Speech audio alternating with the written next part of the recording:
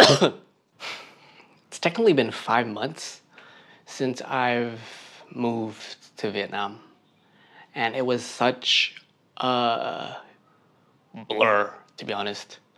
And I decided to just take myself away from social media because I wasn't expected to get the level of triple Z-list celebrity that I was gonna get, you know? I'm 5 shades darker, and I'm doing it. Living out here, not on vacation mode. This is my day-to-day. Bro, what the? What essentially happened was I got sick every single month. I get sick, I recover, I'd be okay for like a week, and then I get sick again, and again, and again. All while trying to make content on the internet. So this officially marks 5 months since I've sold a lot of my stuff and moved to Vietnam, specifically Ho Chi Minh City. I don't live in D2. I don't live around foreigners. I am the foreigner. I chose one of the most local hoods that I could in Vietnam. And looking in hindsight, I'm like, man, your boy is crazy.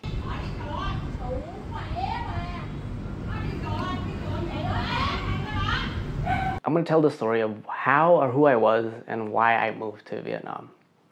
So growing up in Vancouver, British Columbia, Canada, that's where I'm from, I always felt like I never really belonged anywhere. I was too weird, too different, too poor. I never really went anywhere. I spent a lot of time being home alone. And I remember around the ages of like 13, 14, didn't really have much of a Vietnamese identity. All I knew was I spoke a little bit of broken Vietnamese, and I could communicate to my parents and be like, "Hôm nay có ăn gì à, mẹ?" Like that. And yeah, that's pretty much all I knew. And from the ages of, let's say, 14 to 20, I went to university, paid through it myself, and then I started working when I was 23 years old. 24, worked in a digital marketing agency for only $30,000 a year. Because back then, I wanted to do this dream of creating content online. I wanted to be a YouTuber, but I didn't know the way of how to do it. So I worked in a agency and I helped edit their videos, create content, and make them be a YouTuber. From there, I got a little raise. I got $35,000 a year, which is nothing, right? Even back then. From there, I worked for another digital marketing agency. They gave me a salary of $45,000, which is still isn't a lot. And from there, I finally worked for my first influencer, and they paid me $50,000. Got a 10K bump. I started making a little bit more money. I started making $60,000 per year, and this was only in like 2017 and 2018 and going to 2020. And throughout this whole time, my plan B, which was to find and get a little bit of experience to edit, and I'm all completely self-taught when it comes to video editing and everything, and create my little YouTube channel on the side. I did that. But because my parents were happy, I'm like, oh, Peter has a việc văn phòng, he has an office job, he's doing okay. I kind of got stuck in that mindset, right? I really didn't focus on my friends, social relationships. I was like, okay, I'm just gonna focus on the grind. I'm just gonna make money. From there, the pandemic happened. I got laid off from working that 60K job. And then after a bad relationship, I was like, really depressed, and I was like exhausted from working 5 years already as a senior video editor, marketing, video strategist for people. And I'm like, what do I do? Like when I was gonna get laid off, I asked my boss, can I go to Vietnam for 3 months? Which is something I wanted to test. And after that, COVID happened, laid off. Bye-bye, Peter, for pumping out 5 videos a week. Thank you for helping my brand, but I don't need you anymore. I'm like, okay. So during the pandemic, locked in my room, I was like, what do I do? Went into a really dark place. But then this posting on a job board, and it's like YouTube video strategist. I'm like, wow, I have the resume for this. Let me go apply for this position. It was a $90,000 salary. And guess what? With all my experience, I got it. Couple that with stocks, benefits, you're looking at $100,000 plus as well. At the same time, I was freelancing. I was raking in gross $120,000 per year. So I went from $30,000 to $120,000 over the time span of 3 to 4 years. And for me, that deserves a pat on my back, doesn't it? But I felt like, I wasn't enough.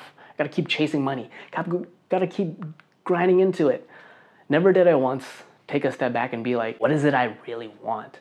Or what was my original plan? So I worked in this corporate 2,000 person tech company, one of the biggest.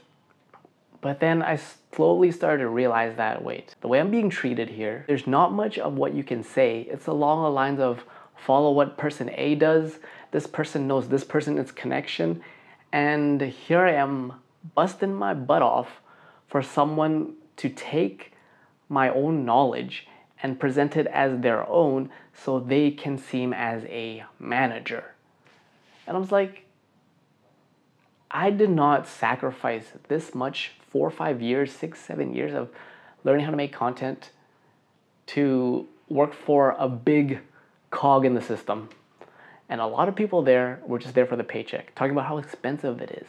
So when you have a company that pays you $5,000 to $6,000, it becomes your life. And I moved out, got my own place, got a car. I was thinking about, should I put a down payment for my house? Because I was approaching the age of, this is where I should start settling in life, right? And the more money I made, the more just something didn't feel right. The more farther I went from myself, and the more sad and depressed and lonely I became. But on the outside, people were like, Peter, good job. But I'm like, something was missing. Something did not feel right. And then I decided to speak up with this company. And you know what they say in corporate culture? If you outshine your master and you talk about things that are unfair, bye-bye. And I got laid off in a very traumatic way because I have a whole video on that. I don't want to get into too much of it. But it was a lot of nepotism. It was a lot of me being taken advantage of, and I willingly did so for the money. And I'm a lot older, and I was like, getting laid off again, twice now. First was because of the pandemic, now because of the way that I gave so much of myself so someone could take like all my effort and put their name on it without giving me any credit. I just fed up. I was so done with it. Of me constantly giving so much of myself to all these companies and making them bigger through my own experience and expertise so they can take all the knowledge, they can take all the credit. And that is when I decided, I'm exhausted. Most people move to Vietnam or other places to stretch their dollars, sure. But for me, moving to Vietnam gave me an opportunity to chase my dreams. Because I have videos of myself when I was 22, 21, being like, I want to go to Vietnam. Out some way to make money online so that I too don't need to be dependent in a location-based setting, which would then in turn allow me to travel to Vietnam and live there for an extended period of time without having to return back. I don't know why. Something's calling me. But I want to go there and live there. Because I remember when 2017 was the first time I was like, something it's calling me back. It feels familiar. Where entire my life growing up in Canada wasn't really too Vietnamese. I knew I was Vietnamese at home, but outside, I look Chinese because I'm half Chinese. But I never really sided or felt close to my Vietnamese side until I came back in 2017 and 2018. I'm like, wow, I have family and relatives that know who I am. My parents met in Saigon. Hồi xưa con và má ở đường nào vậy? Có nhà ba ở?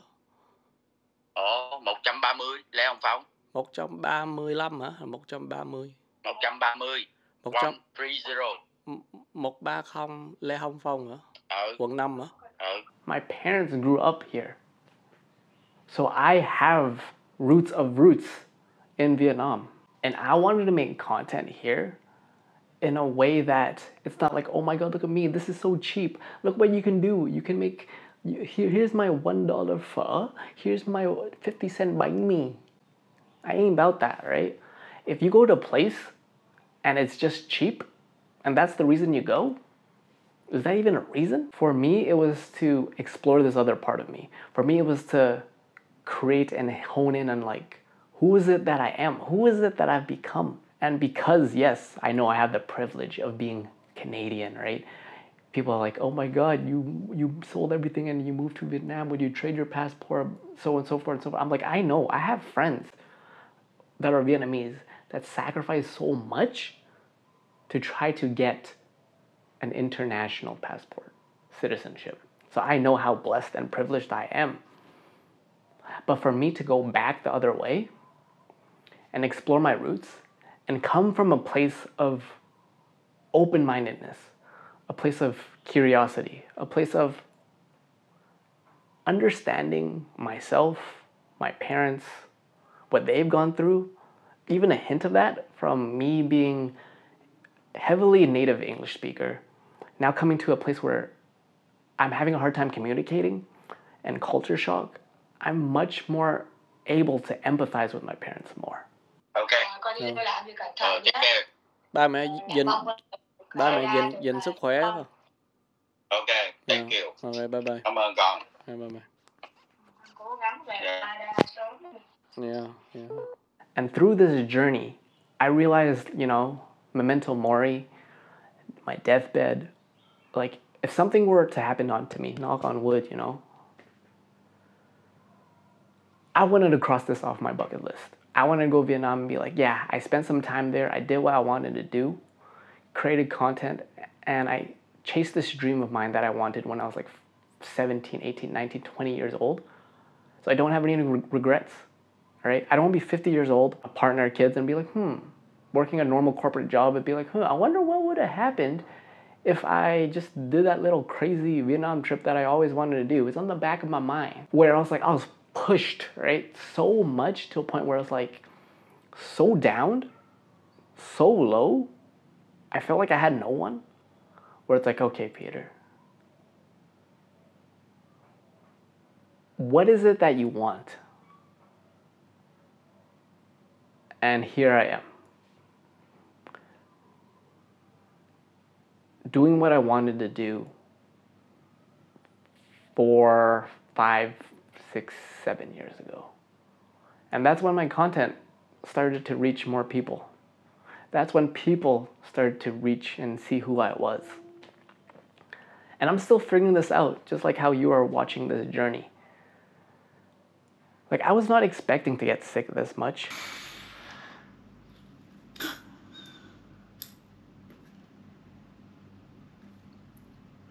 But it took a lot of time to adjust.